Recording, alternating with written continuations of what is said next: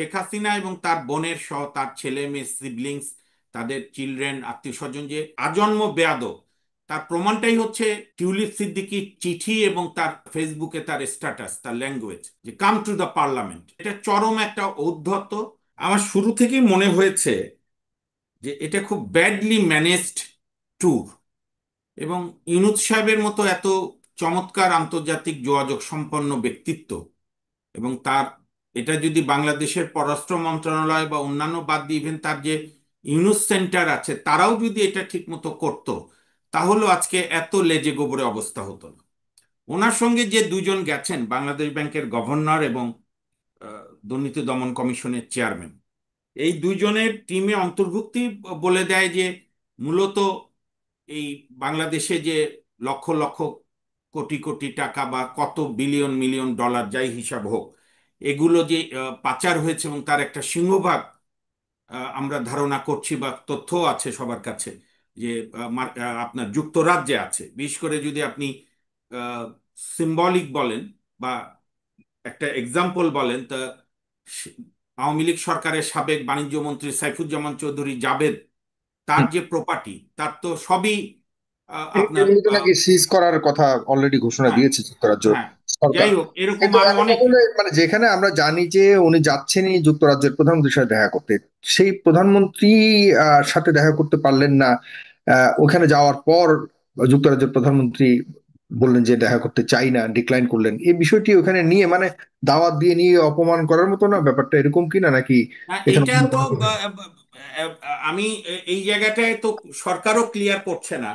কারণ আপনার এটা তো আমরা আবার আমরা যেটা সরকারের প্রেস সচিব, আমাদের প্রেস সচিব, I mean প্রধান উপদেষ্টার প্রেস সচিব আবার দিলেন ভিন্ন বার্তা যে তিনি কানাডায় চলে গেছেন, তাই দেখা করতে পারেননি। ব্যাপারটা কি এরকম? সেটাও তো হুম? সেটাও তো অসারতা প্রমাণ হলো। উনি তো very much he was in London, or in still is in London.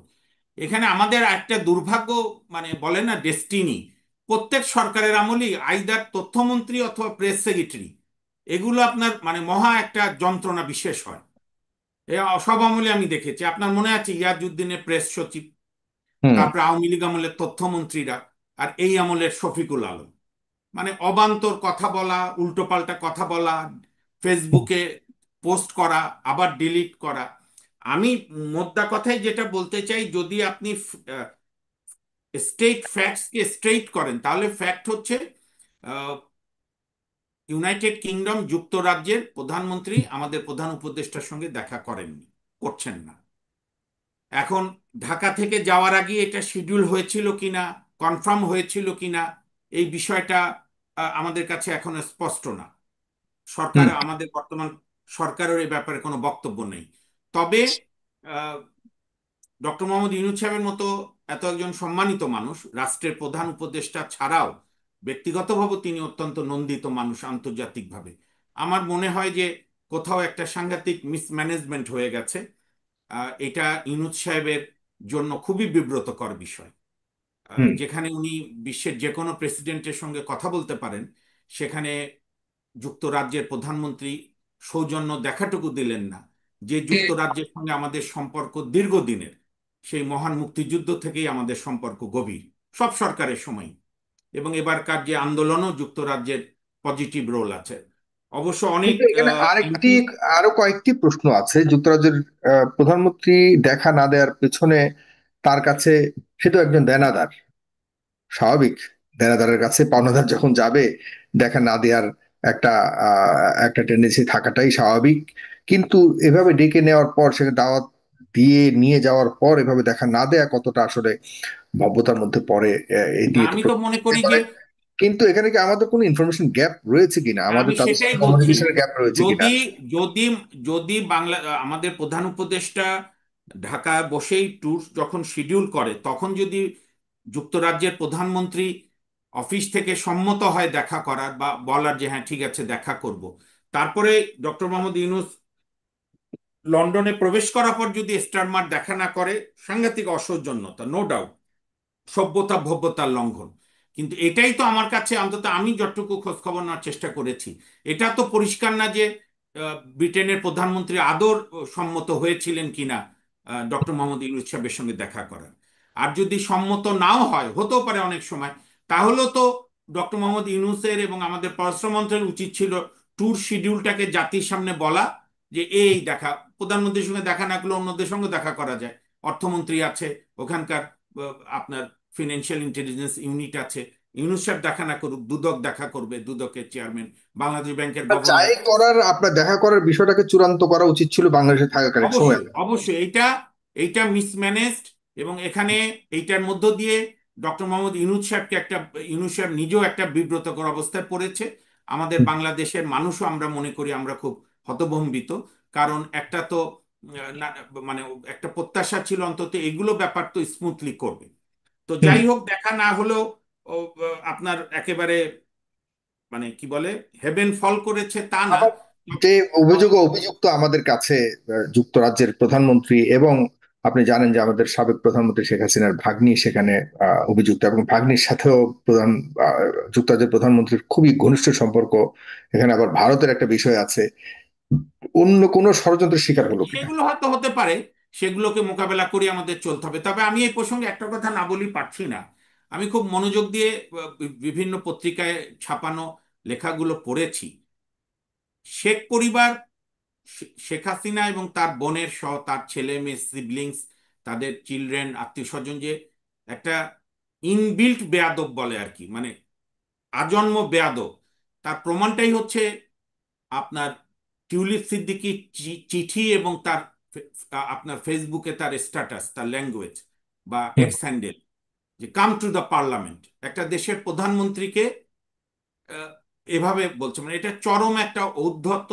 এবং এইটা যে আমাদের এখানে এখনো এখনো অনেক সময় অনেক বুদ্ধিজীবী যে মুচকি মুচকি কথা বলে যে হুম, আওয়ামী লীগের এই সেই, আওয়ামী লীগের যে বিন্দু মাত্র কোনো দম্ভ কমেনি এবং তাদের যে ঔদ্ধত্য, এইটা হচ্ছে, এই চিঠিটাই হচ্ছে একটা বেয়াদবির একটা মানে আপনার নিদর্শন হিসাবে রয়ে যাবে।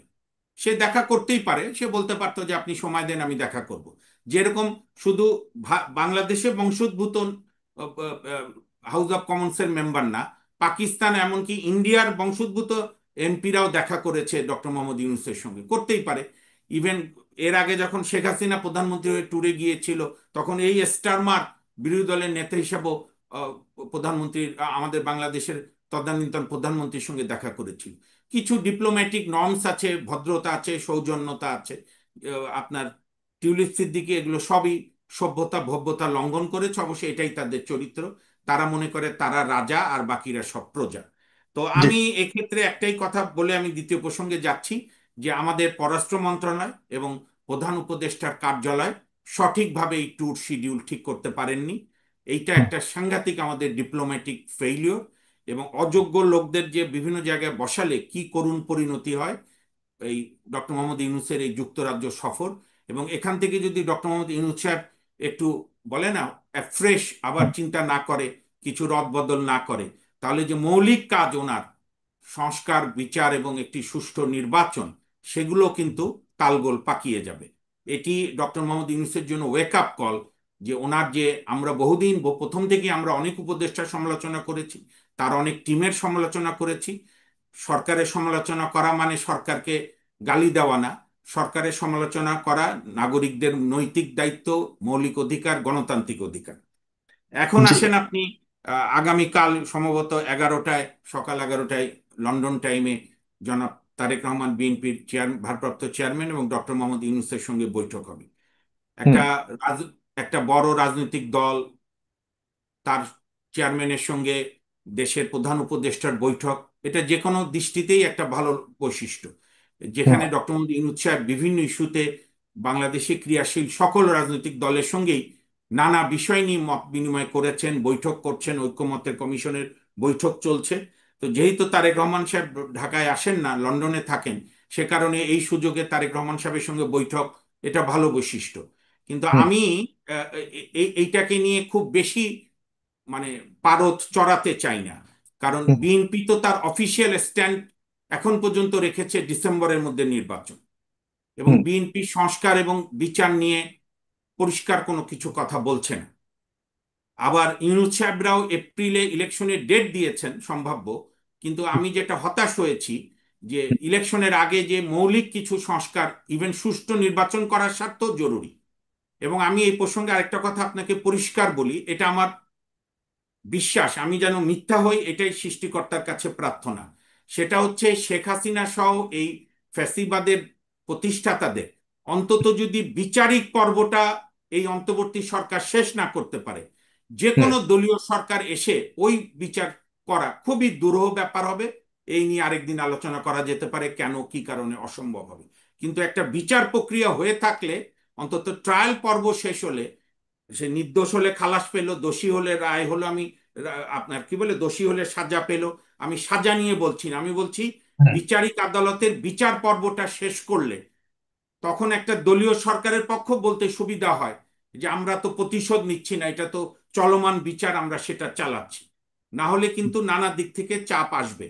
এবং আপনার একটা কথা খুবই প্রণিধানযোগ্য, সাগর ভাই, আপনি শুনেছেন কিনা, ওই যে হুম। কি চাথা মাউজে যে উনি মত বিনিময় করলো ডক্টর মোহাম্মদ ইউনুস, ইউনুস কিন্তু একদম ভার্বাটিম বলেছে যে উনি যখন ভারতের প্রধানমন্ত্রী নরেন্দ্র মোদীকে ফোন করে কথা হয়েছিল, যখন বলেছিল যে আপনি শেখ হাসিনাকে যে হোস্ট করছেন, ঠিক এই ল্যাঙ্গুয়েজে ইউনুস বলেছেন। আমি বাংলাটা বলছি, যে আমি তো আপনি কাকে হোস্ট করবেন সেইটা আমি বন্ধ করতে পারি না, তবে আমি একটা আহ্বান জানাই, ওনাকে বলেন যেন রাজনৈতিক কর্মকাণ্ড না বলে চুপ থাকে। এবং ইউনুস সাহেব বলেছে যে, তার উত্তরে মোদি বলেছে সোশ্যাল মিডিয়া কে কোত্থেকে কথা বলে, অথচ মোদির গভর্নমেন্টই বহু মোদি বিরোধী কণ্ঠস্বরকে স্তব্ধ করেছে, ফেসবুক বন্ধ করে দিয়েছে, আপনার থ্রটলিং করেছে। তো সুতরাং সেরকম একটি মানে ক্ষুব্ধ এবং খুবই মনে হচ্ছে যেন তাদেরই ক্ষমতা হারিয়ে গেছে এখানে বাংলাদেশে, এরকম একটা বড় প্রতিবেশী দেশ ভারতের নানা আপনার কর্মকাণ্ডকে মাথায় রেখেই আমাদেরকে অত্যন্ত সজাগ দৃষ্টিতে যৌক্তিক মানে মতামতের ভিত্তিতে আলোচনা হবে। এবং আমি বিশ্বাস করি যে, আমি অন্তত জনাব তারেক রহমানের সঙ্গে আমরা যখন ইউনাইটেড লয়ার্স ফ্রন্ট করেছিলাম শেখ হাসিনার ফ্যাসিবাদের বিরুদ্ধে বিচার বিভাগকে দলীয়করণ থেকে মুক্ত করার জন্য, আমি তার কেন্দ্রীয় কোঅর্ডিনেটরও ছিলাম, তখন তারেক রহমান সাহেবের সঙ্গে প্রায় 4-5 বার আমরা দীর্ঘক্ষণ জুমে মিটিং করেছি, 5-6 ঘন্টা ব্যাপী। এবং একজন জাতীয় নেতা হিসাবে ওনার যে গত বিশেষ করে 8-9 বছর ধরে ওনার যে বক্তব্য, ওনার যে মতামত, সেটাকেও আমার খুবই একজন ম্যাচিউরড নেতার মতো মনে হয়েছে।